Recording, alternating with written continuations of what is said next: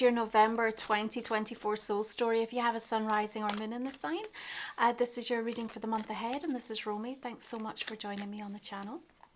We're opening up with the energy of the Knight of Swords. It feels like, you can't be committed to your dream and to your comfort zone at the same time.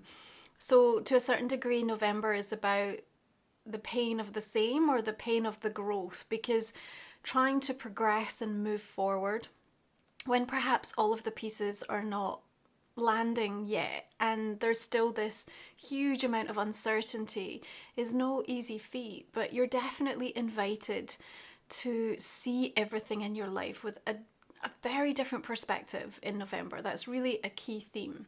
And this night is bringing news, information, and energy that's vital, I think, to help support what that next step looks like for you. Now, Scorpio season is second house, and we're really questioning the value of things, right?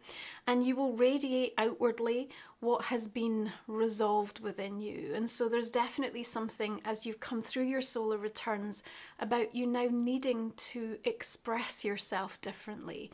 And we have an awful lot of new energy coming in this month that's going to support you, because we have two new moons. The first arriving in Scorpio on the 1st of the month, where we zone right into the details and we want to unearth everything. We're going through this very transformative rebirth season. And then when we arrive at the end of the month, Sagittarius helps us take those details and fill in this bigger picture of what's looming on the horizon, what we are choosing. Because remember, we always have a choice, right? So the new moon feels like you're ready to get moving with something.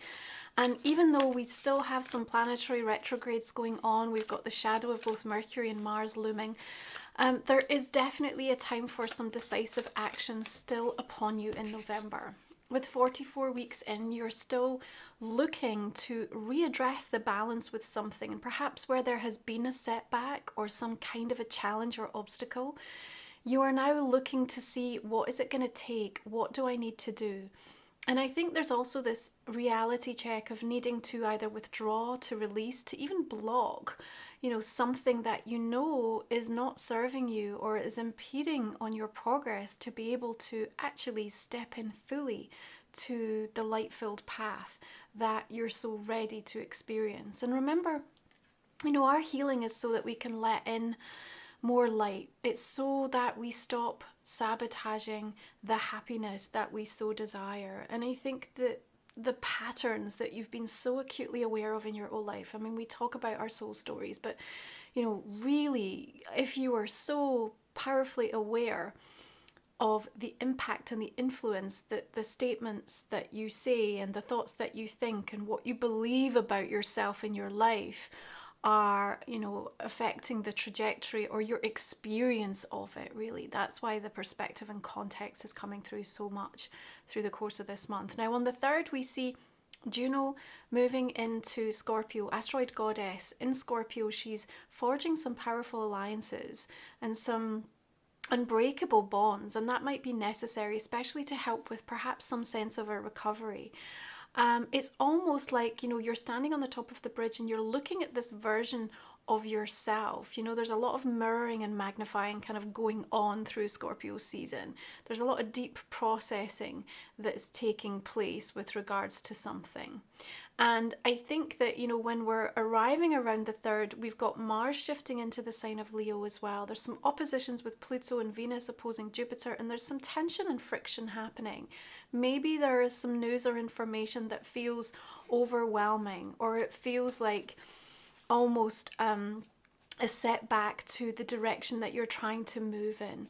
But at the same time, you see how the Knight is powering away from this experience. It's like, don't let it hold you back. Don't let anything get in the way of what is supposed to be the next step for you through the course of this month. And that doesn't mean, trampling over people. It just means about, being really clear and choosing yourself, because each and every person is going through an intense, extreme moment of discomfort right now, as things shift so irrevocably, and on your own soul path, you're being asked to face things, to release things, to, change things, and where you are moving through that second house, what has meaning, what the meaning is for you, and what the value that it holds is, the big question that you're going to be kind of evaluating.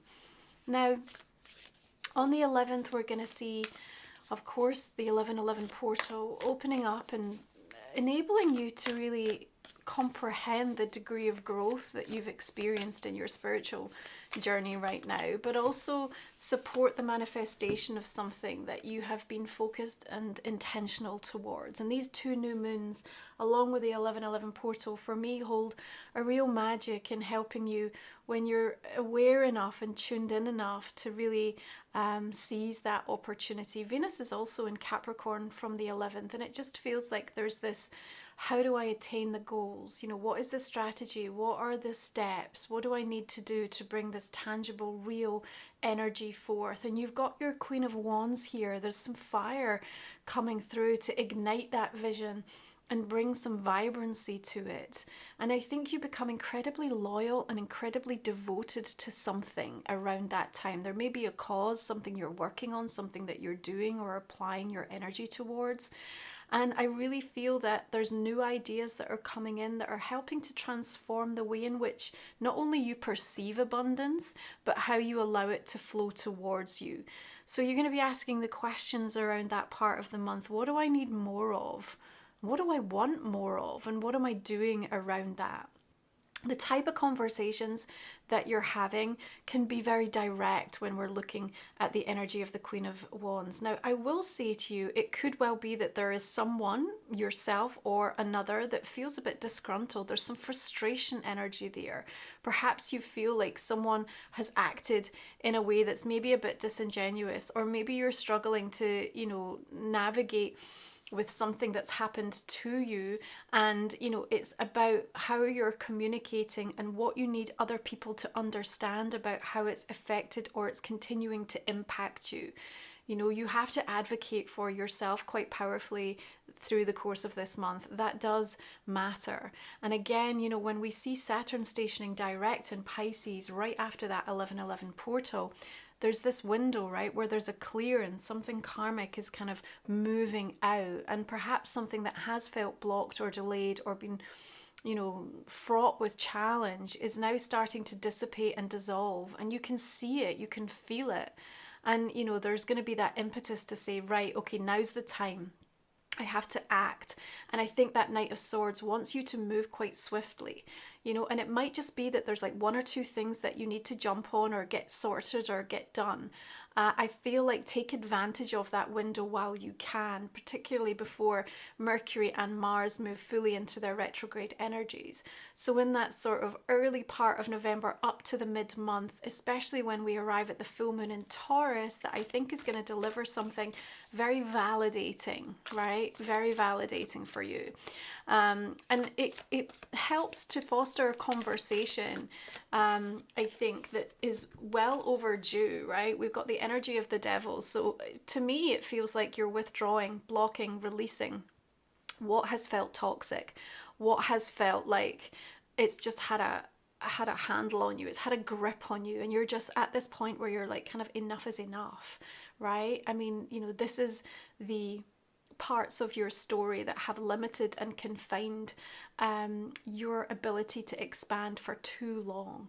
And there's just this realization that, you are in this month of November, and before the end of the year, you're 44 weeks into this year, and it's like, right, okay, I have the opportunity to now create a bridge towards where I want to be.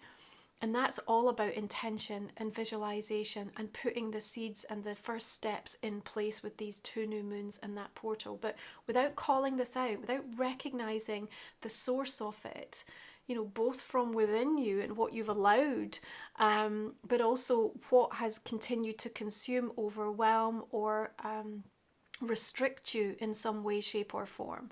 The addictiveness of that is being brought right into the light. And you are in a place where you're going to be able to start to break those chains. And I feel like you need that sometimes you need that anger. You need to get really pissed off about something to just say, like, enough. And I do kind of see that emerging for you through the course of November, right? It's kind of an unapologetic line is drawn. I'm done.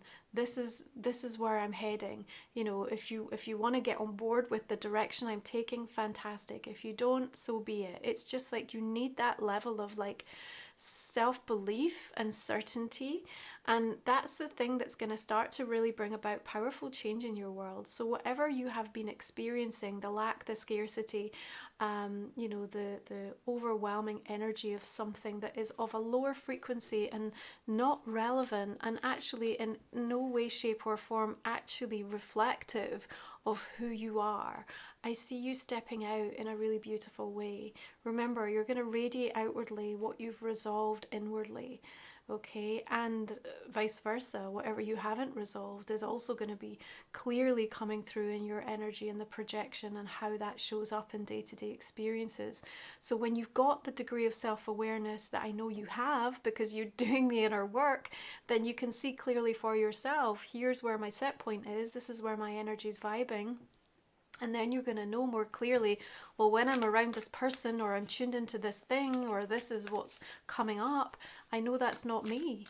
It's not mine, you know, or it's something I need to keep healing and working on. It's such a powerful sort of window and insight that you're being given to yourself in this month of November in a way that is so epic. It really is, because once you've drawn that line and you've said, okay, I choose different, what comes immediately after that? The star.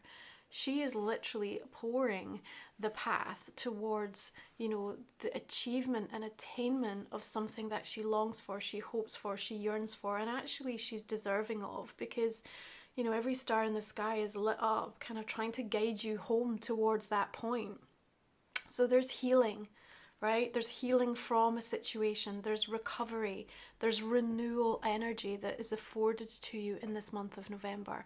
But what it means and what it's going to take is that you kind of at times have to shut out the outside noise, because it would be really easy to hear the conversations and the narrative and the rhetoric and all of the stuff that would tell you why this isn't possible, why this can't be, why you shouldn't, you know, and you've just got to claim something in your own destiny path.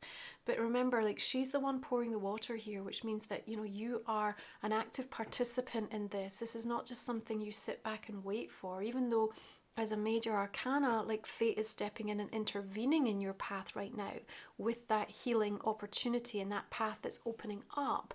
You still have to be willing to sort of take the step and do what you know is a part of the process to allow that energy in. Yeah, and that might mean blocking, withdrawing, cutting something out, because you really understand what meaning and value something holds to you.